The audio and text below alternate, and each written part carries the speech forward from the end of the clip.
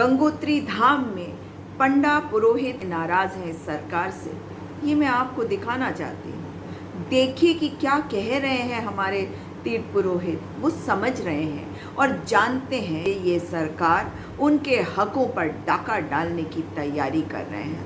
रणनीति आप बनाइए, हमारे लोग समझते हैं आपकी रणनीति। आप भूल जाते हैं कि गंगोत्री तय करता है कि सरकार किसकी बनती है। इसलिए अब की बार आपकी निश्चित तौर पर जाएगी सरकार। इस बात को समझ लो। जिन लोगों को आपने कहा कि ये भारतीय जनता पार्टी के नहीं, ये कांग्रेसी है, ये भड़काए हुए लोग हैं, उनकी समझ बूझ पर सवाल आप कर रहे थे, लेकिन उनकी समझ वहाँ से शुरू होती है जहाँ आप पैदा भी नहीं हुए थे। उनकी महिलाओं को देखो आप, वो हर बात आपकी समझ रही हैं। और अब गंगोत्री धाम में घर घर से आपका विरोध हो रहा है। भारतीय जनता पार्टी वालों, आपने धर्म की राजनीति खेली ना। इस धर्म के खेल को आपने जो खेला है, यही आपके ऊपर अब उल्टा पड़ने वाला है। धर्म का नाम लेकर लोगों के विश्वास के साथ विश्वासघात करोगे, लोगों का भरोसा तोड़ोगे, तो आपके साथ यही होगा जो अब हो रहा है और आने वाले समय में होगा। आपकी सरकार को उखाड़ फेंकेंगे गंगोत्री धाम के हमारे लोग। सरपंच है ना, कहीं लग रहा है उनको मोहर भी नहीं मिले पहले जो है। नहीं मोहर लगाओ।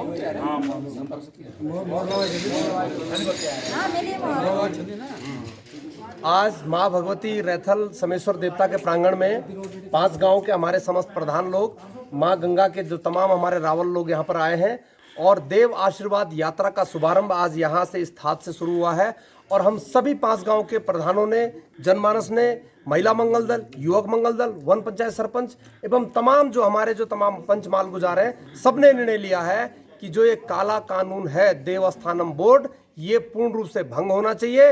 यदि सरकार ने आचार संहिता लगने से पहले इसको भंग नहीं किया तो आने वाले समय में यह एक विशाल जन आंदोलन होगा। और अगर इस आंदोलन में कोविड का अगर नियम टूटता है, किसी प्रकार की अगर कोई शांति भंग होती है, तो इसकी संपूर्ण जिम्मेदारी वर्तमान सरकार की होगी। हम पुनः चेताना चाहते हैं कि भाजपा सरकार ने यह सोची साची साजिश है, अंबानी और अडानी के इशारे पर हमारे जो तीर्थ पुरोहित है, हमारे जो इस क्षेत्र की जो पुरातन व्यवस्था है, इसको भंग करने का, इसको इस पर कुठाराघात करने का कार्य किया है। इसको बर्दाश्त नहीं किया जाएगा। यह आंदोलन अब पिछले 2 सालों से हमारे गंगा पुरोहित इसको लड़ रहे थे, किंतु अब इस भूल भुलाए में न रहे। आप LIV की रिपोर्ट चेक कर लीजिए। अब इस आंदोलन से गांव का आम आदमी जुड़ रहा है, क्षेत्र का जन जन जुड़ रहा है और आने वाले समय में इसका जो परिणाम है, हम भटवाड़ी में एक विशाल जन आंदोलन करने जा रहे हैं। और चुनाव से पहले, आचार संहिता से पहले यदि सरकार ने इस आंदोलन के, इसके देवस्थानम बोर्ड के खिलाफ कोई सख्त निर्णय नहीं लिया, इसको तोड़ने का, इसको रोकने का यदि जियो जारी नहीं किया, तो आने वाले समय में बहुत विशाल आंदोलन होगा, जिसकी संपूर्ण जिम्मेदारी वर्तमान भाजपा सरकार की होगी।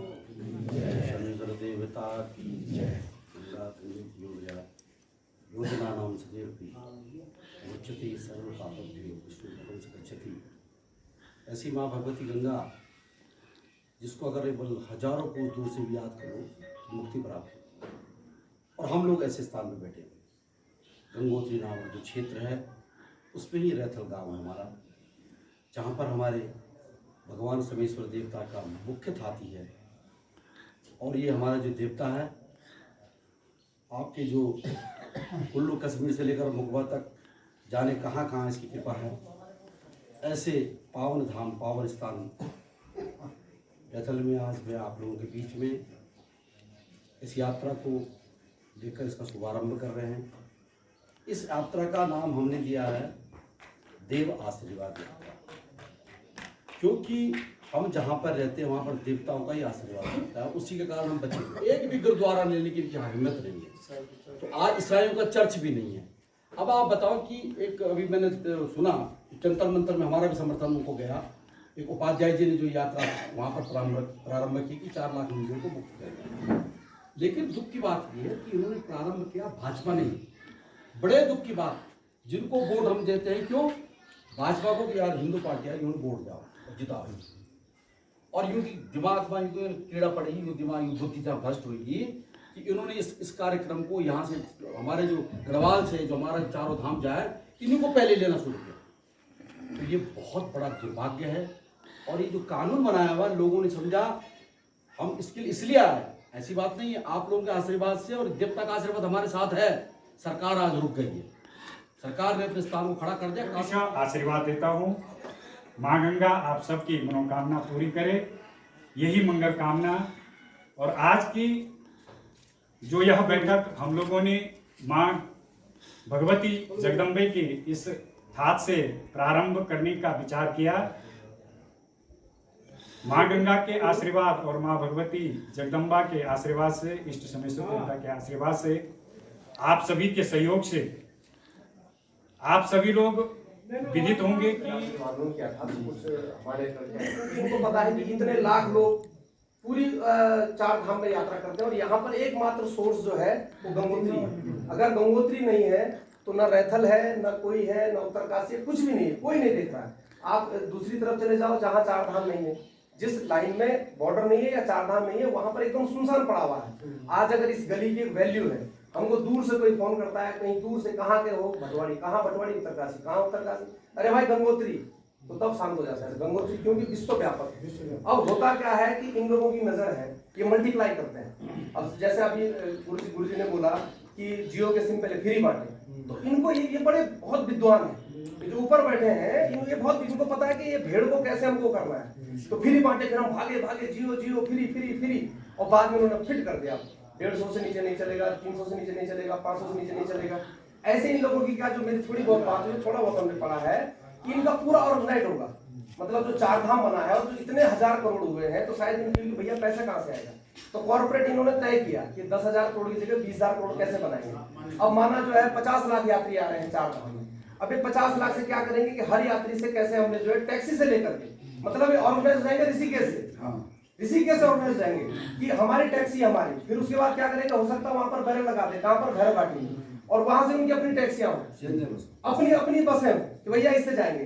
तो ये क्या करेंगे कि एक आदमी पे सोचेंगे यार हमको ऋषिकेश से गंगोत्री तक एक आदमी से 2,000-3,000 तो भाड़े का लेना है, 1-2 हजार होटल का लेना है, 1-2 हजार खाने का, एक आदमी को पकड़ लो 5,000, जबकि यात्री आज 10,000-15,000 खर्च कर रहा है। अब ये 50 लाख गुना 5,000 करोगे तो कैलकुलेटर में मोबाइल में जगह नहीं मिलेगी, करोड़ों अरबों खरबों रुपए हैं। तो ये लोग बड़े स्केल पर करते हैं। जो भी होता है, थोक व्यापारी होता है, भटवाड़ी पप्पू लाला जो है 130 रुपए की दाल दे रहा है, वही थोक व्यापारी दिल्ली में जो 70 रुपए की दे रहा है। तो आते आते जो है तो उन लोगों की नजरें, तो हमारा तो एक ही कहना है इसमें कि जब पड़ोस में आग लगती है हम सोचते नहीं वहां आग लगी है, लेकिन वो आग धीरे धीरे अगर उसको नहीं बुझाया जाएगा तो पूरा जो है क्षेत्र जलने वाला है।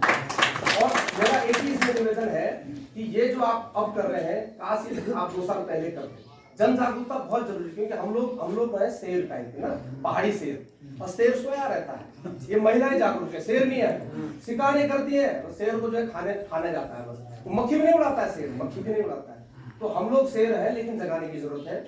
आप लोग इसी प्रकार से गाँव गाँव जाओ, और जो भी हम लोगों से बन पड़ेगा। अब वो अलग बात है कि माना मैं